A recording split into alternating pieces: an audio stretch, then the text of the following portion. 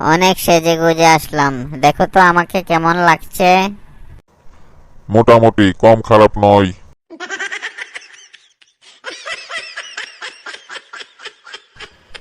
ওগো শুনছো, একটু পর আমার একজন বন্ধু আসবে।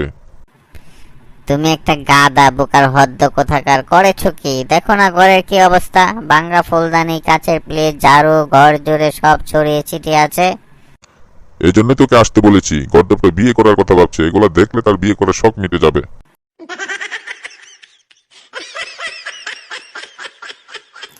এত রাত করে বাড়ি ফিরেছো, কোথায় ছিলে এতক্ষণ? বন্ধুর বাসায় ছিলাম। কি করছিলে এতক্ষণ? দাবা খেলছিলাম, দাবা। তাহলে তোমার শরীরে বোধকার গন্ধ কেন?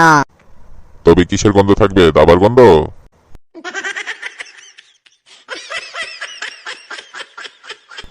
আজ যদি আমার এত টাকা পয়সা না থাকতো, হয়তো আমরা এই বিলাসবহুল হোটেলে থাকতে পারতাম না, বুঝলে। হ্যাঁ, হয়তো আমাদের থাইল্যান্ডও আসা হতো না। তার চেয়ে বড় কথা, এসব কথা বলার জন্য আমাকেও পাশে পেতে না।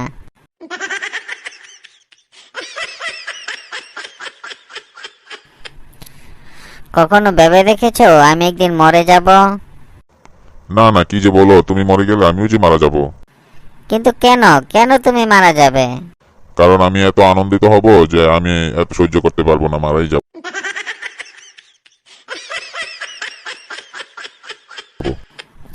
কোথায় তুমি? প্রিয়তমা, তোমার কি সেই জুয়েলারি দোকানটার কথা মনে আছে? যে দোকানের একটা গয়নার সেট তুমি পছন্দ করেছিলে এবং বলেছিলে, ইস, যদি এটা কিনতে পারতাম।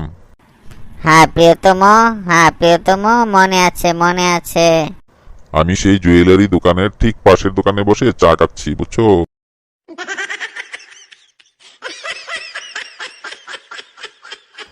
আজকে রুটিতে তুমি কি লাগিয়েছিলে? হ্যাঁ, সকালে আমি খেতেই পারি নাই। রুটি পুড়ে গেছিল তো, তাই মাখনের বদলে সেভলন ক্রিম লাগিয়ে দিলাম, ভালো হয়নি খেতে?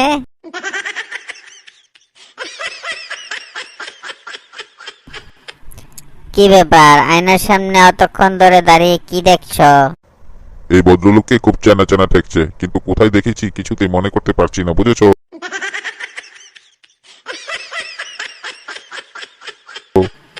শোনো, তোমার বন্ধু যে মেয়েটিকে বিয়ে করতে যাচ্ছে, ওই মেয়ে কিন্তু অতটা ভালো নয়। এতে আমার সমস্যা কি? আমার তো কোনো সমস্যা নেই। আরে জেনে শুনে তোমার বন্ধু খারাপ মেয়েকে বিয়ে করবে, তুমি তাকে নিষেধ করছো না কেন? আমি কেন তাকে নিষেধ করব? আমি যখন বিয়ে করি তখন তো সে আমাকে নিষেধ করেনি।